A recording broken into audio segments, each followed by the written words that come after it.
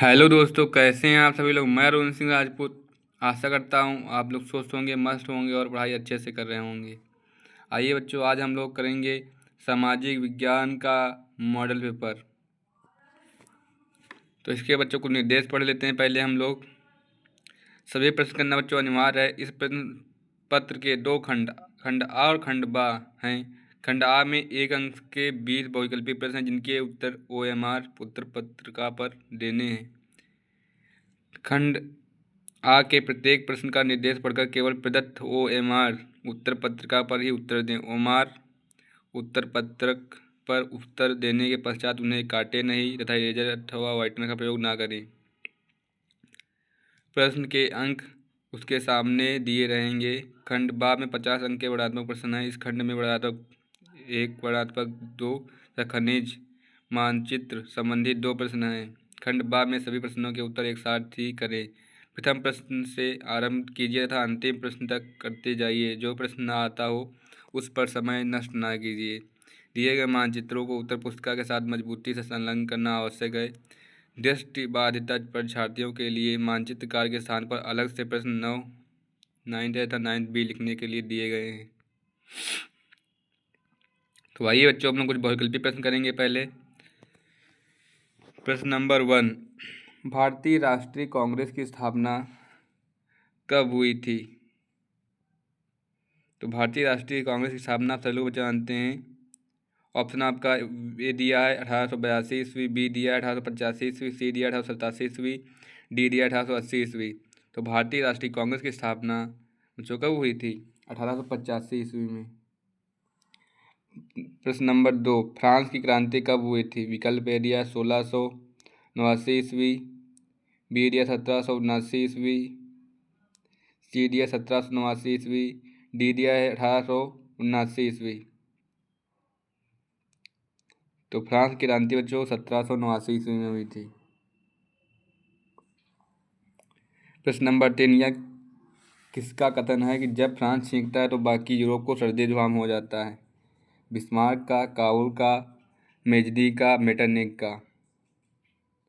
तो यह बच्चों कथन है ड्यूक मेटरनिख का। तो आपका डी सही हो जाएगा। प्रश्न नंबर 4, बेल्जियम कहाँ स्थित है? अफ्रीका में, एशिया में, ऑस्ट्रेलिया में, यूरोप में? बेल्जियम पूछा है कहाँ स्थित है। इसका आपका हो जाएगा, पूछा बेल्जियम कहाँ स्थित है, तो यह आपका यूरोप में स्थित है बेल्जियम। भारत में राष्ट्रपिता कहकर किसको संबोधित किया जाता है? तो आप सभी लोग जानते हैं, भारत में राष्ट्रपिता महात्मा गांधी जी को कहकर संबोधित किया जाता है।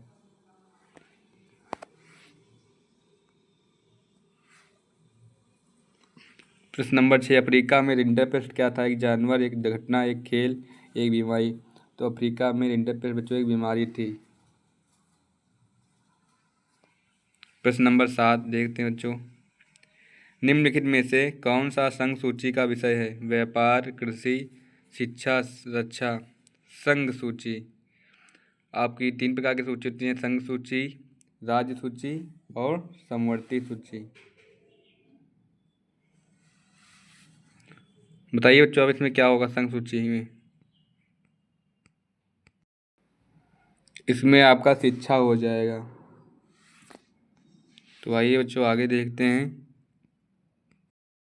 प्रश्न नंबर 8 हमसे पूछा, निम्नलिखित में संघात्मक शासन कहाँ नहीं है? भारत में नहीं है, श्रीलंका में नहीं, बेल्जियम में नहीं है, संयुक्त राज्य अमेरिका में नहीं।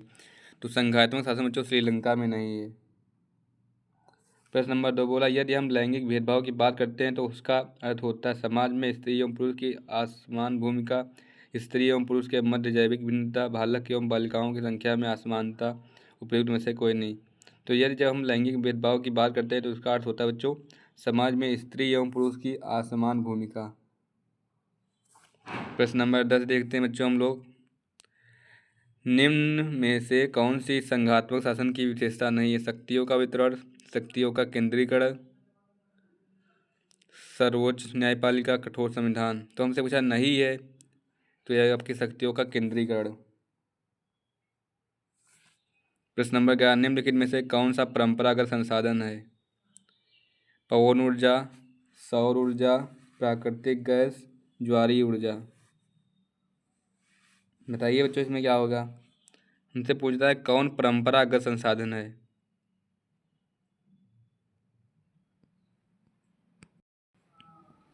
तो इसमें आपको बच्चों हो जाएगा प्राकृतिक गैस। प्रश्न नंबर 12, कर्तन एवं दहन कृषि झूम कृषि निम्नलिखित में से किस राज्य में अपनाई जाती है? राजस्थान, उत्तर प्रदेश, मिजोरम। तो ये बच्चों मिजोरम में अपनाई जाती है। प्रश्न नंबर 13, निम्नलिखित में से कौन सा राज्य तांबा का मुख्य उत्पादक है? मध्य प्रदेश, उत्तर प्रदेश, तमिलनाडु, बिहार। तांबा का मुख्य उत्पादक देश बताइए कौन सा है राज्य। हमसे पूछा बच्चों कौन सा राज्य तांबा का मुख्य उत्पादक है? तो आपका है मध्य प्रदेश। आगे बढ़ते हैं बच्चों हम लोग। प्रश्न नंबर 14, निम्नलिखित में से कौन सा ऊर्जा का परंपरागत स्रोत नहीं है? कोयला, पवन ऊर्जा, सौर ऊर्जा, ज्वारीय ऊर्जा। परंपरागत मतलब यानी कि जिसको पुनः प्राप्त ना किया जा सके उसे कहते हैं परंपरागत स्रोत। तो कोयला आपका सही हो जाएगा।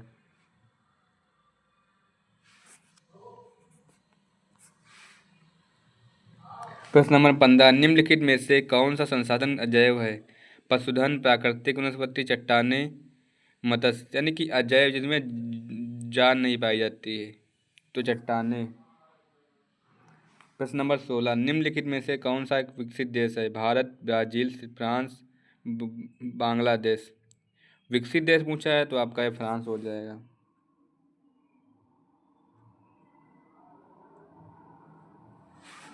प्रश्न नंबर 17, निम्नलिखित में से कौन सा व्यक्ति अर्थव्यवस्था के प्राथमिक क्षेत्र से संबंधित है?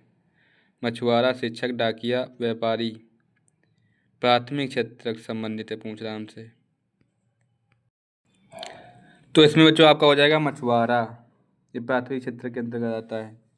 निम्नलिखित में से कौन ग्रामीण क्षेत्र के विकास का लक्ष्य है? नियमित कार्य, उपज की उचित कीमत, बेहतर मजदूरी। इनमें से सभी। तो यानी आपका डी सही हो जाएगा 18 का। प्रश्न नंबर 19, उपभोक्ता को न्याय पाने के लिए कहाँ जाना चाहिए? पुलिस स्टेशन, सिविल न्यायालय, उपयुक्त उपभोक्ता केंद्र, जिलाधिकारी, जिला स्टेट। तो उपभोक्ता को न्याय पाने के लिए उपयुक्त उपभोक्ता केंद्र जाना चाहिए बच्चों। प्रश्न नंबर 20, निम्नलिखित में से किस वर्ष में उपभोक्ता सुरक्षा अधिनियम पारित किया गया? 1976 में, 1996 में, 1986 में। उपभोक्ता अधिनियम हमसे पूछ रहा बच्चों तो ये 1986 में पारित किया गया था। आगे बढ़ते हैं बच्चों हम लोग। अब बच्चों हम लोग वर्णनात्मक प्रश्न करेंगे जिनका आंसर हमको देना होगा 80 शब्दों में। तो आइए बच्चों देखते हैं।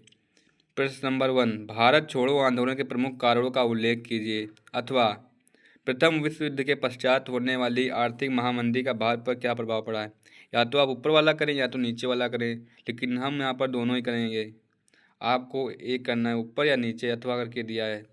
तो आइए बच्चों इसका आंसर देखते हैं। आइए बच्चों हम लोग इसका आंसर देखें। भारत छोड़ो आंदोलन बम्बई में 7 और 8 अगस्त को अखिल भारतीय कांग्रेस कमेटी ने खुली सभा में भारत छोड़ो आंदोलन के निम्नलिखित कारण थे। कारण नंबर 1, भारत छोड़ो आंदोलन का कारण क्रिप्स मिशन की असफलता थी। नंबर 2, द्वितीय विश्व युद्ध के प्रभावों ने भारत में व्यापक असंतोष को जन्म दिया। नंबर 3, ब्रिटिश साम्राज्य के प्रति बढ़ता अविश्वास।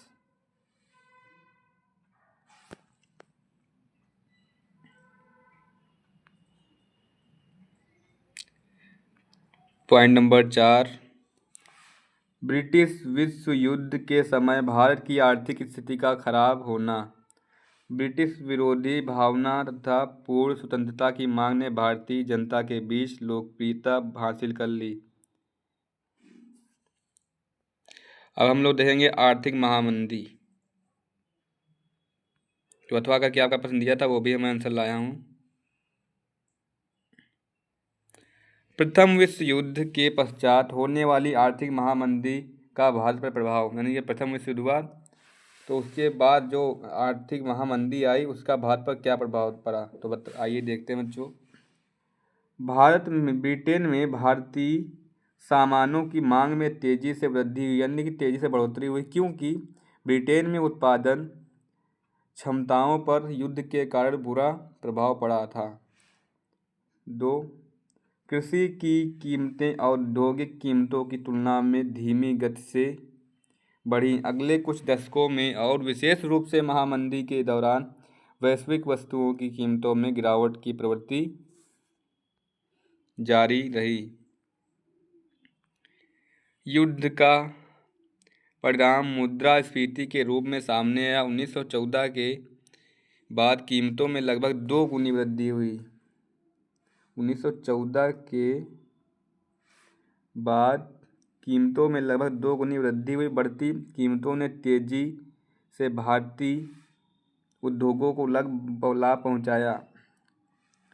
प्रश्न पॉइंट नंबर 4, प्रथम विश्व युद्ध ने भारत की आर्थिक महामंदी और राजनीतिक दोनों स्थिति बदल दी। युद्ध के पश्चात भारतीय उद्योगों का विस्तार हुआ और भारतीय व्यावसायिक समूह विकास के लिए और अधिक अवसरों की मांग करने लगे। आइए बच्चों, हम प्रश्न नंबर 2 देखते हैं। प्रश्न नंबर 2 बच्चों दिया है आपका, लोकतांत्रिक सरकार की चुनौतियों का उल्लेख कीजिए। लोकतांत्रिक सरकार की चुनौतियों का उल्लेख कीजिए अथवा सत्ता की साझेदारी क्यों आवश्यक है, व्याख्या कीजिए। तो आइए बच्चों इसका आंसर देखते हैं। 4-4 नंबर के पूछे जाते हैं आपसे। तो आइए बच्चों इसका आंसर देखते हैं।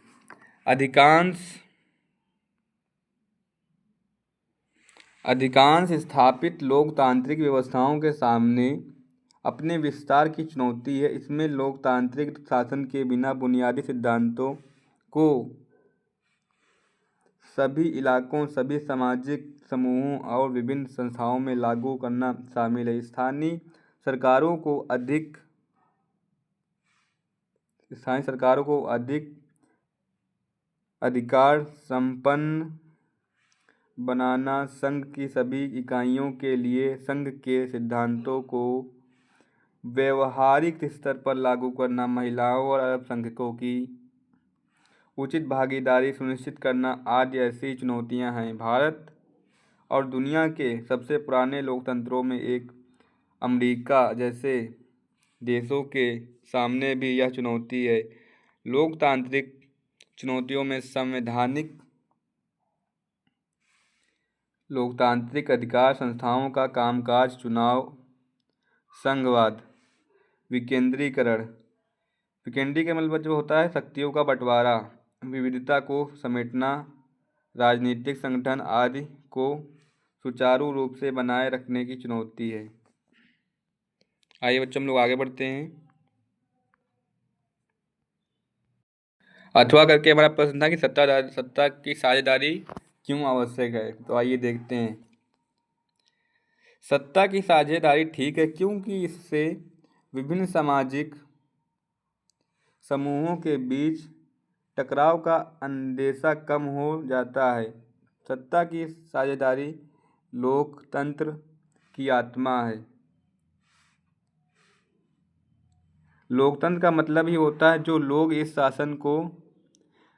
शासन व्यवस्था के अंतर्गत हैं उनके बीच सत्ता को बांटा जाए। वैध सरकार वही है जिसमें अपनी भागीदारी के माध्यम से सभी समूह शासन व्यवस्था से जुड़ते हैं। लोकतंत्र का बच्चों अर्थ होता है जनता के द्वारा शासन। सरकार के बीच विभिन्न स्तरों पर सत्ता की साझेदारी महत्वपूर्ण है। जैसे पूरे देश के लिए एक सामान्य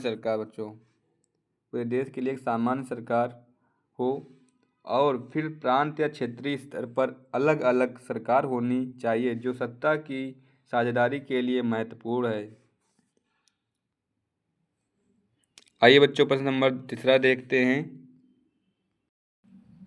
प्रश्न नंबर 3 दिया है आपका, यानी कि प्रश्न नंबर 3, सड़क परिवहन के सापेक्षिक लाभ। लाभों की विवेचना कीजिए। हमसे पूछा है सापेक्षिक लाभों की विवेचना सड़क परिवहन की, अथवा संसाधन नियोजन की आवश्यकता क्यों पड़ती है, इस हेतु कोई 3 उपाय सुझाइए। आइए बच्चों इसका आंसर देखते हैं। आइए बच्चों हम देखेंगे सड़क परिवहन के सापेक्षिक लाभ। तो आइए देखते हैं।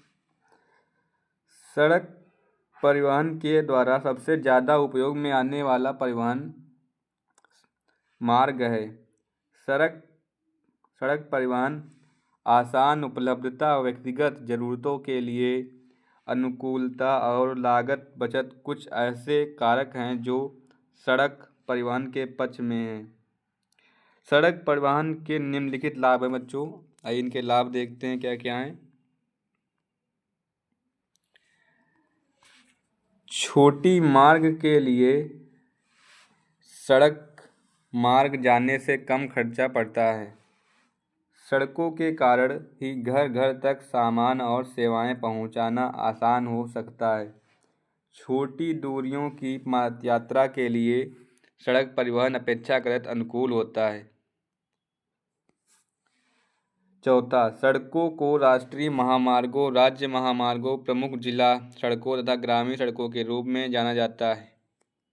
ये इससे लाभ होते हैं। अब देखेंगे हम संसाधनों का नियोजन क्यों आवश्यक है। संसाधन के विवेकपूर्ण उपयोग के लिए संसाधन नियोजन जरूरी होता है। किसी देश को आगे बढ़ते रहने के लिए राष्ट्रीय, क्षेत्रीय, राज्य और स्थानीय स्तर पर संशोधन नियोजन का होना आवश्यक है। संसाधन नियोजन के 3 उपाय निम्नलिखित हैं। नंबर 1, देश के विभिन्न प्रदेशों संसाधनों की पहचान कर उनका समुचित उपयोग करना, यानी कि उनका उपयोग अच्छे ढंग से करना, अधिक मात्रा में उपयोग ना करना।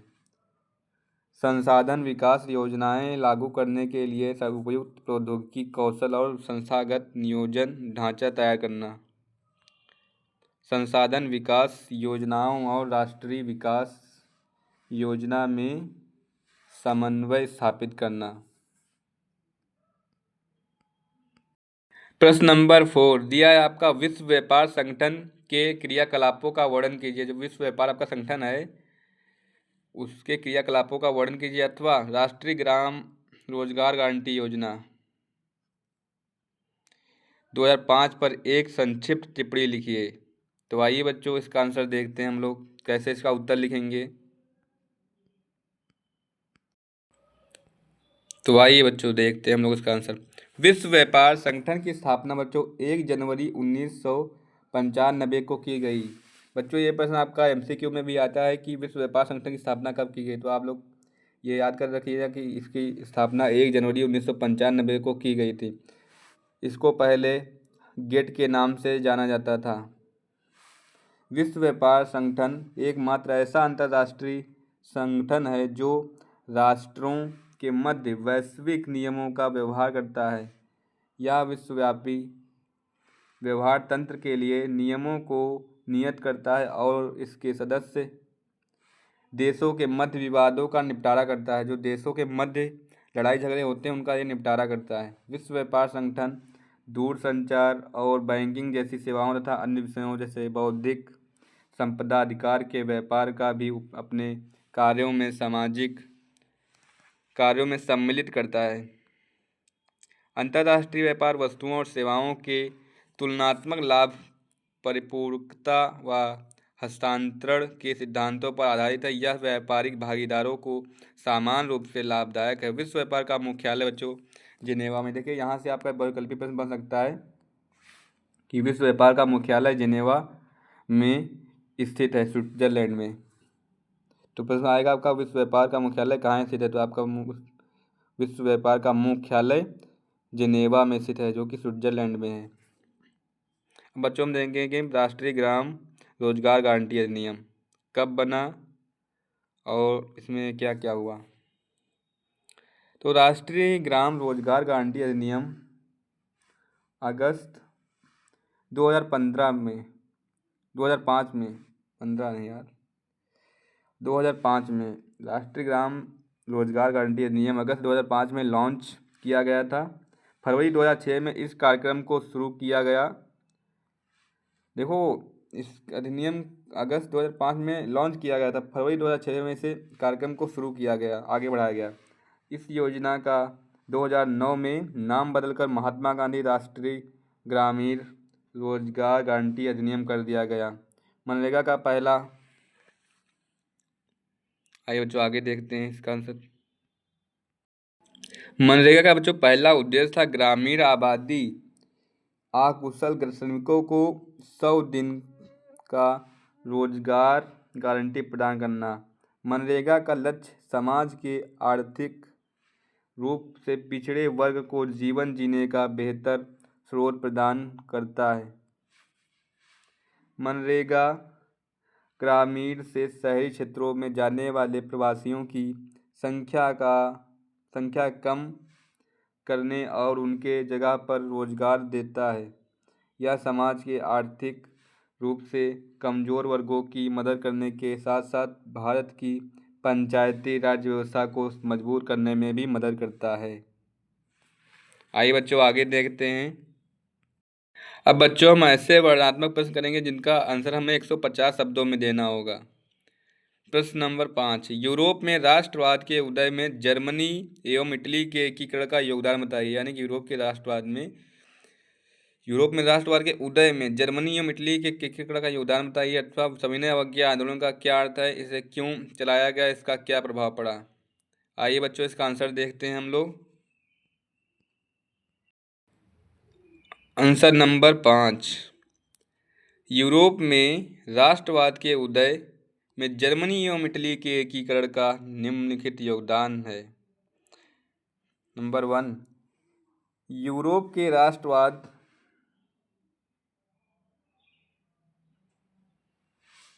के उदय में जर्मनी का योगदान 1848 के बाद यूरोप में राष्ट्रवाद का जनतंत्र और क्रांति से अलगाव होने लगा, जिससे जर्मनी और इटली एकीकृत होकर राष्ट्र राज्य बने।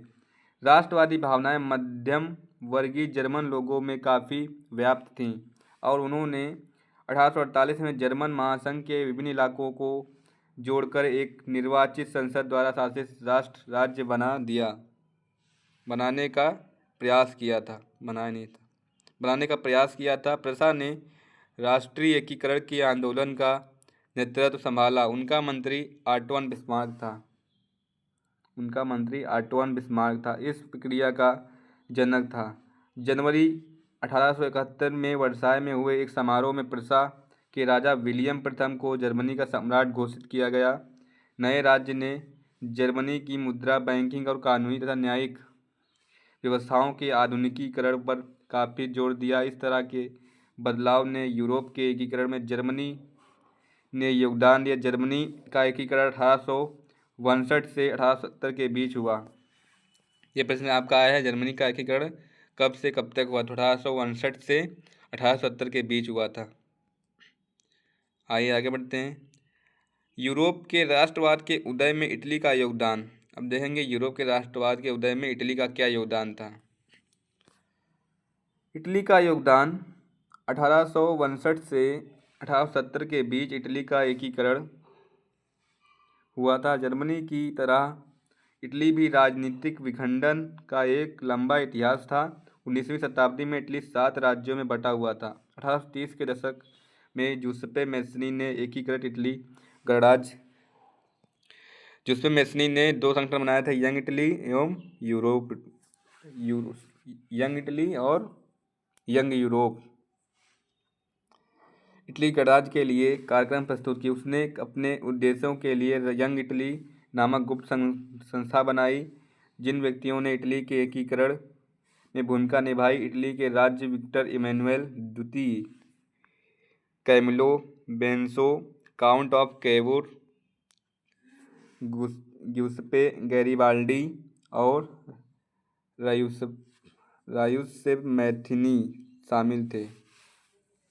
इटली के निवासी अनेक राज्यों में रहते हुए भी एकता महसूस करते थे। राष्ट्रीयता की बढ़ती लहर के रूप में यूरोप के एकीकरण में योगदान दे रहे थे। अब देखेंगे सविनय अवज्ञा आंदोलन क्या था और यह क्यों शुरू किया गया। सविनय अवज्ञा आंदोलन, इसे नमक सत्याग्रह आंदोलन भी कहते हैं। सविनय अवज्ञा आंदोलन की शुरुआत दांडी मार्च से शुरू हुई थी, जिससे नमक सत्याग्रह के रूप में भी जाना जाता है। यह एक अहिंसक आंदोलन था, यानी कि इसमें हिंसा का प्रयोग नहीं किया गया था। नमक कानून तोड़ने के लिए इस कृत्य से सविनय अवज्ञा आंदोलन की शुरुआत हुई थी। इसमें महात्मा गांधी और उनके समर्थकों ने समुद्री जल से नमक बनाकर ब्रिटिश कानून को तोड़ा था। इस आंदोलन की शुरुआत 5 मार्च 1930 साबरमती आश्रम से 6 अप्रैल 1930 तक दांडी तक हुआ था। यानी कि इस आंदोलन की शुरुआत कब हुई थी? 5 मार्च 1930 साबरमती आश्रम से 6 अप्रैल 1930 तक दांडी तक हुआ था। सविनय अवज्ञा आंदोलन चलाने के कारण क्या थे बच्चों? आप इसके कारण देखेंगे। ये बोर्ड में पूछा जाता है कि सविनय अवज्ञा आंदोलन के क्या कारण थे, क्यों किया गया ये सविनय अवज्ञा आंदोलन। तो आइए बच्चों देखते हैं। यह आंदोलन बच्चों नमक के उत्पादन और बिक्री पर सरकार के नियंत्रण के कारण शुरू किया गया था। जो सरकार थी उसने नमक के उत्पादन और बिक्री पर नियंत्रण लगा दिया था। इस दौरान कानून इतने सख्त थे कि अगर कोई रेत पर पड़ा या एक मुट्ठी समुद्री नमक भी उठा लेता था तो उस पर जुर्माना लगाया जा सकता था। बच्चों हम लोग देखेंगे सविनय अवज्ञा आंदोलन का प्रभाव। सविनय अवज्ञा आंदोलन का क्या प्रभाव पड़ा? ब्रिटेन से होने वाली आयात में गिरावट आई। जो ब्रिटेन से होने वाला यानी कि बाहर से चीज़ों को मंगाया जाता था उसमें गिरावट आई थी। ब्रिटेन से होने वाले वस्त्रों का आयात आधा हो गया था। भारत के पश्चिमी तट से शुरू हुआ आंदोलन भारत के लगभग पूरे राज्यों में फैल गया था। इसका प्रभाव ये पड़ा कि इसमें महिलाओं, किसानों, श्रमिकों, छात्रों और व्यापारियों ने भी भाग लिया। इस प्रतिष्ठित मार्च से भारतीय स्वतंत्रता संग्राम को अंतर्राष्ट्रीय स्तर पर पहचान मिली। कपड़ों और सिगरेट के आयात में गिरावट आने के साथ राजस्व में भी कमी आई, यानी कि मुद्राओं में भी कमी आई। अंत में इस आंदोलन के विराम की घोषणा 1931 में की गई, जिसे गांधी इरविन समझौता भी कहा जाता है। इससे लंदन में दूसरे गोलमेज सम्मेलन में भाग लेने के लिए भारतीय राष्ट्रीय कांग्रेस के प्रतिनिधि के रूप में महात्मा गांधी को शामिल किया गया। महात्मा गांधी ने 1932 के दूसरे गोलमेज सम्मेलन में भाग लेने के लिए लंदन गए।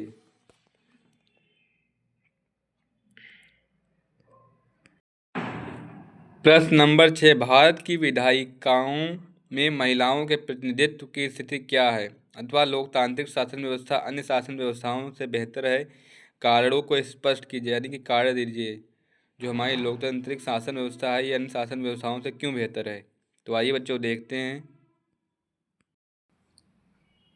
भारत की विधायिकाओं में महिलाओं का प्रतिनिधित्व बहुत ही कम है। राज्यों की विधानसभाओं में इनका प्रतिनिधित्व 5% से भी कम है। भारत दुनिया के कई देशों के मामले में महिलाओं को प्रतिनिधित्व कर देने में पीछे है। लोकसभा और राज्यों की विधानसभाओं में महिलाओं का प्रतिनिधित्व बहुत कम है। यह देखते हुए कई बार महिलाओं को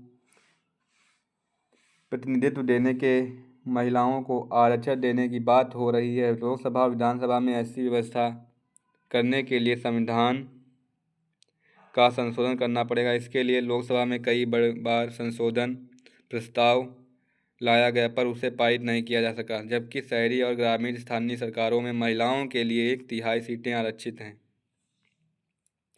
वर्तमान समय में देश की लोकसभा के कुल 543 सांसदों में से केवल 82 महिला सांसद हैं। वर्तमान समय में देश की लोकसभा की कुल 543 सांसदों में से केवल 82 महिला सांसद हैं। वही राज्यसभा में केवल 31 महिला सांसद हैं। वर्तमान राष्ट्रपति दूसरी महिला राष्ट्रपति हैं। 28 राज्यों में वर्तमान समय में केवल 1 महिला मुख्यमंत्री हैं। महिलाओं के प्रतिनिधित्व की कमी का कारण। महिलाओं के प्रतिनिधित्व की कमी का कारण लिंग संबंधी रूढ़ियाँ, प्रतिस्पर्धा, राजनीतिक शिक्षा का अभाव, कार्य और परिवार। हाल ही में लोकसभा और राज्यसभा दोनों में महिला आरक्षण विधेयक 2023 में पारित किया गया। इससे महिलाओं को लोकसभा और राज्य विधानसभाओं में 33% आरक्षण मिलेगा। उत्तर प्रदेश विधानसभा चुनाव मार्च 2022 में महिलाओं की स्थिति 403 विधायकों की सीटों में से 47 महिला विधायक हैं।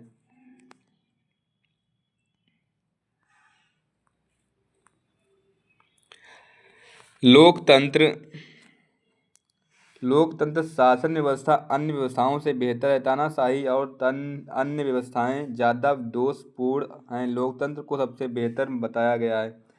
लोकतांत्रिक शासन व्यवस्था अन्य व्यवस्थाओं से बेहतर होने के निम्नलिखित कारण हैं। कारण नंबर 1, उत्तरदायी, जिम्मेवार और वैध शासन।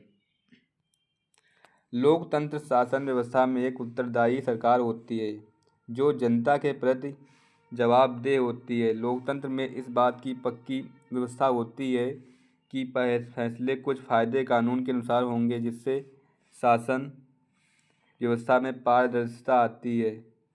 यह चीज़ अक्सर गैर लोकतांत्रिक सरकारों में नहीं पाया जाता है। लोकतांत्रिक शासन व्यवस्था अन्य शासन व्यवस्था से बेहतर क्योंकि यह वैध शासन व्यवस्था है।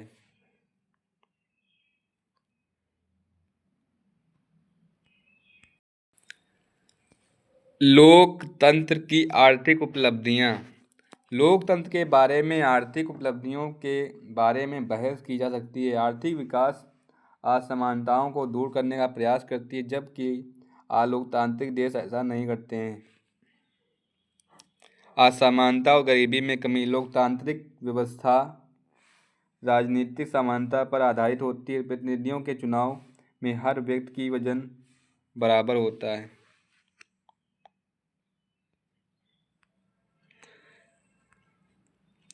सामाजिक विविधताओं में सामंजस्य। सामाजिक अंतर, विभाजन और टकरावों को संभालना निश्चित रूप से लोकतांत्रिक शासन व्यवस्था का एक बड़ा गुण होता है। नागरिकों की गरिमा और आबादी।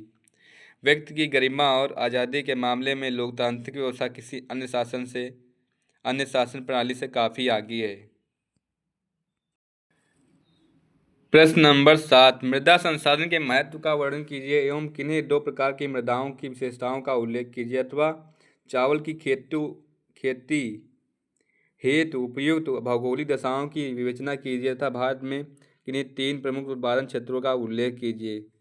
तो आइए बच्चों देखते हैं इसका आंसर। मृदा संसाधन के महत्व। मृदा सैल, मलबा और जैव सामग्री का सम्मिश्रण होती है।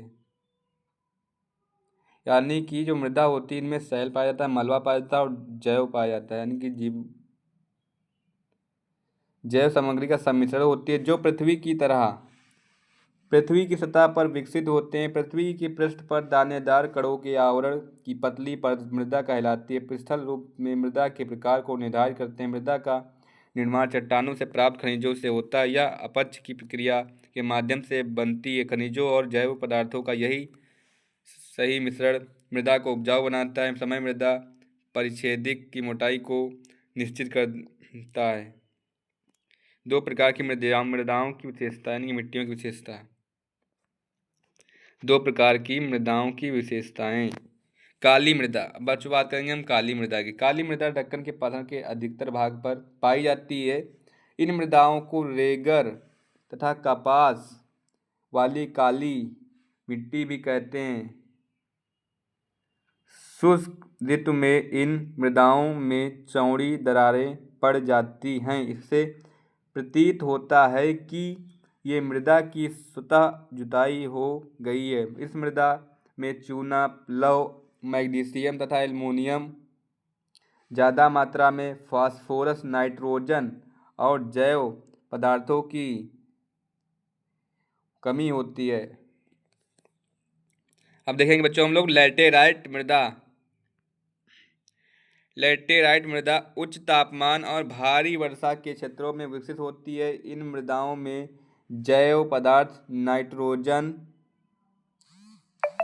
फास्फोरस और कैल्शियम की कमी होती है तथा लौह ऑक्साइड और पोटास की अधिकता होती है। तमिलनाडु, आंध्र प्रदेश और केरल में काजू जैसे वृक्षों वाली फसलों की खेती के लिए लाल लैटेराइट मृदा अधिक उपयुक्त है। मकान बनाने के लिए लैटेराइट मृदाओं का प्रयोग ईंट बनाने में किया जाता है।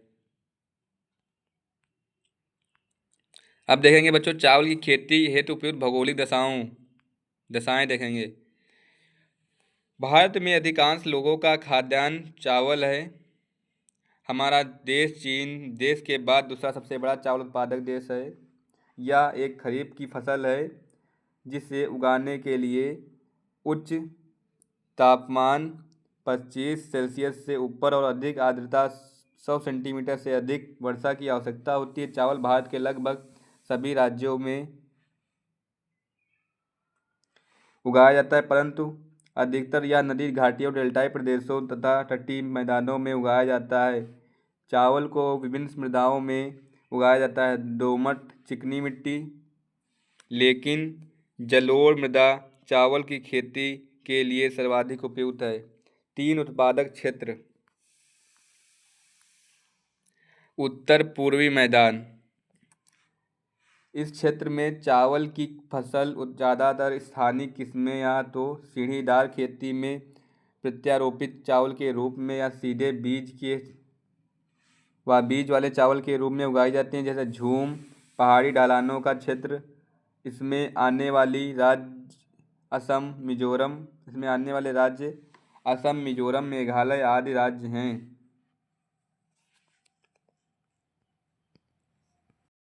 उत्तर पश्चिमी सिंधु गंगा मैदान, इसमें पंजाब और हरियाणा राज्य शामिल हैं। देश के कुल चावल का लगभग 25% हिस्सा उगता है। चावल मुख्य रूप से गीली जुताई वाली पोखर वाली मिट्टी में रोपाई करके उगाया जाता है। ये दोनों राज्य औसतन चावल की खेती के लिए 1320 और 1800 मिलीमीटर सिंचाई पानी का उपयोग करते हैं। उत्तरी मैदान क्षेत्र में उत्तर प्रदेश, पश्चिम बंगाल आदि राज्य आते हैं। यहाँ पर चावल की उत्पादन में वृद्धि, सिंचाई की अधिक सुविधा तथा उर्वरकों एवं अच्छे बीजों के प्रयोग से संभव हो पाया है। पश्चिम बंगाल में चावल उत्पादन में भारत में प्रथम है। यहाँ पर अमन, औस व बोरो चावल की 3 किस्में हैं। अमन, औस व बोरो। प्रश्न नंबर 8 बच्चों देखेंगे हम अब। अर्थव्यवस्था के क्षेत्रक से क्या तात्पर्य है? द्वितीय क्षेत्र की विशेषताओं की विवेचना कीजिए अथवा उपभोक्ता के अधिकारों से आप क्या समझते हैं? उपभोक्ता सुरक्षा अधिनियम 1986 की उपयोगिता की भी विवेचना कीजिए। तो आइए बच्चों इसका उत्तर देखते हैं। अर्थव्यवस्था के क्षेत्रक। अर्थव्यवस्था में 3 प्रकार के क्षेत्र का उल्लेख है, जो भारत की दूसरी औद्योगिक नीति 1956 के तहत 3 क्षेत्रों में बांटा गया था: प्राथमिक क्षेत्र, द्वितीयक क्षेत्र और तृतीयक क्षेत्र। कुछ गतिविधियां वस्तुओं का उत्पादन करती हैं, कुछ अन्य सेवाओं का सृजन करती हैं। ये गतिविधियां हमारे चारों ओर हर समय संपादित होती हैं, यहाँ तक कि बोलने में भी। इन्हें समझने का एक तरीका यह है कि कुछ महत्वपूर्ण मानदंडों को आधार पर इन्हें विभिन्न समूह में वर्गीकृत कर दिया जाए। इन समूहों को क्षेत्रक कहते हैं। प्राथमिक, द्वितीयक एवं तृतीयक क्षेत्र के विविध उत्पादन कार्यों में से काफ़ी मात्रा में वस्तुओं का उत्पादन होता है। साथ ही इन क्षेत्रकों में काफ़ी अधिक संख्या में लोग वस्तुओं और सेवाओं के उत्पादन के लिए काम करते हैं। जब हम प्राकृतिक संसाधनों का उपयोग करके किसी वस्तु का उत्पादन करते हैं तो इसे प्राथमिक क्षेत्रक कहते हैं। जब हम प्राकृतिक संसाधनों का उपयोग करके, जो हमें प्रकृति ने संसाधन दिए हैं उनका उपयोग करके किसी वस्तु का उत्पादन करते हैं तो इसे प्राथमिक क्षेत्रक की गतिविधि कहा जाता है। प्राथमिक और द्वितीयक क्षेत्रक के अतिरिक्त आर्थिक गतिविधियों की एक तीसरी कोटि भी है जो तृतीयक क्षेत्रक के अंतर्गत आती है। द्वितीयक क्षेत्र की विशेषताएं। अब देखें बच्चों हम लोग द्वितीयक क्षेत्र की क्या क्या विशेषताएं हैं। द्वितीयक क्षेत्र की विशेषताओं के अंतर्गत विनिर्माण प्रणाली आती है।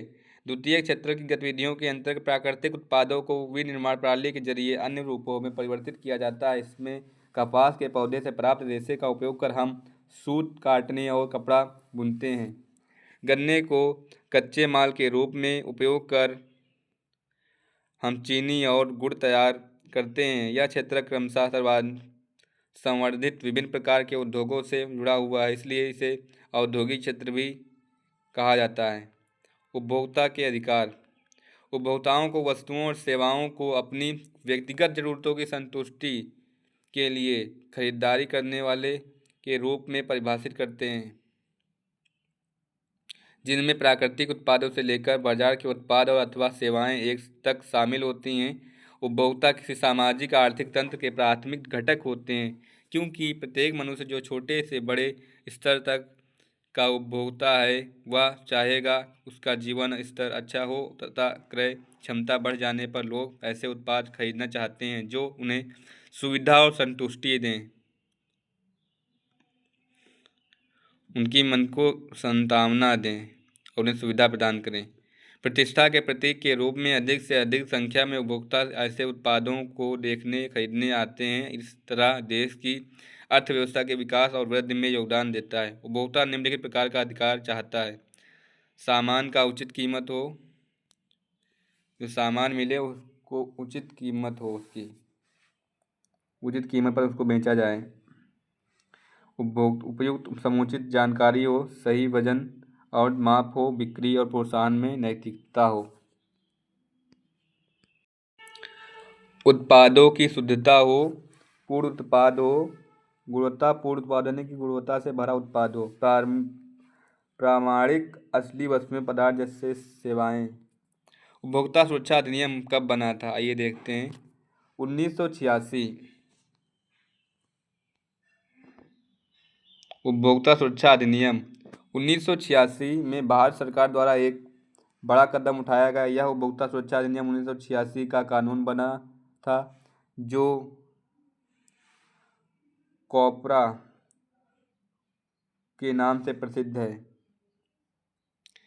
कोपरा के अंतर्गत उपभोक्ता के निपटारे के लिए जिला, राज्य और राष्ट्रीय स्तरों पर एक न्यायिक तंत्र स्थापित किया गया। जिला स्तर पर 20 लाख तक, राज्य स्तर पर 20 लाख से 1 करोड़ तक और राष्ट्रीय स्तर पर 1 करोड़ से ऊपर दावेदारी से संबंधित मुकदमों को देखती है। उपभोक्ताओं की सक्रिय भागीदारी से ही उपभोक्ता आंदोलन प्रभावी हो सकता है।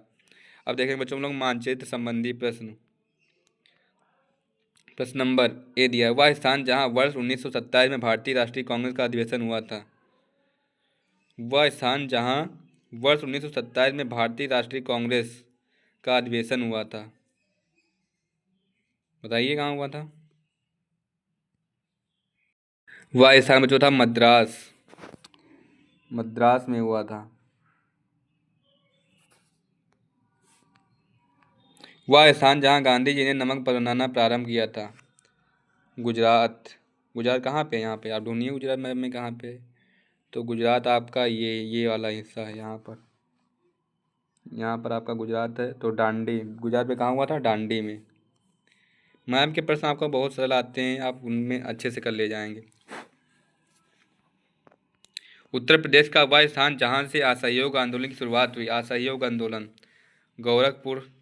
गोरखपुर में चौरी चौरा कांड की घटना हुई थी।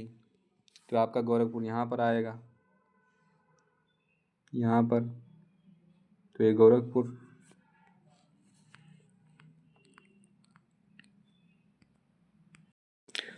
वह स्थान जहाँ जलियांवाला बाग हत्याकांड हुआ। तो आप सभी लोग जानते हैं जलियांवाला बाग हत्याकांड कहाँ हुआ था, पंजाब में हुआ था, अमृतसर में। और पंजाब आपका यहाँ पर होता है, ये आपका पंजाब का हिस्सा है। प्रश्न नंबर 5, वह स्थान जहाँ जलियांवाला बाग कांड हुआ था, अमृतसर, पंजाब।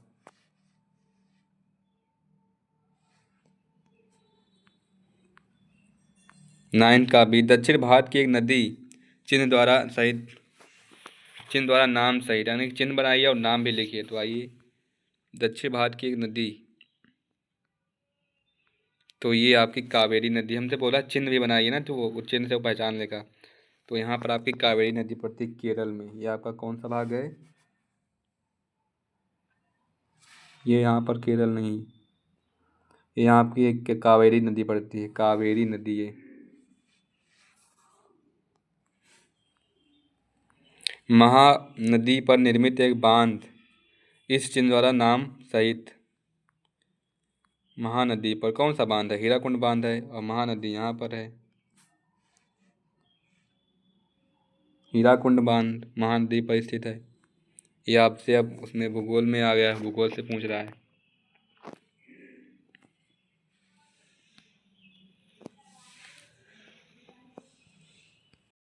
प्रश्न नंबर 3, ही ओडिशा का एक समुद्र पतन बंदरगाह मतलब कि त्रिभुज चिन्ह द्वारा नाम सहित लिखिए। उड़ीसा का एक समुद्र बंदरगाह, तो आपका यहाँ पर है पारादीप समुद्र पतन, उड़ीसा में जो कि पड़ता है। भारत के किसी एक परमाणु ऊर्जा केंद्र चिन्ह द्वारा नाम सहित लिखिए। तो ये आपका यहाँ पर होता है नरोड़ा, नरोड़ा परमाणु ऊर्जा केंद्र, बुलंदशहर, उत्तर प्रदेश। असम का राजधानी, असम की राजधानी नगर इस चिन्ह द्वारा नाम सहित। असम की राजधानी दिसपुर, और दिसपुर कहाँ पर बच्चों पड़ती है? यहाँ पर, यहाँ पर आपकी दिसपुर पड़ती है।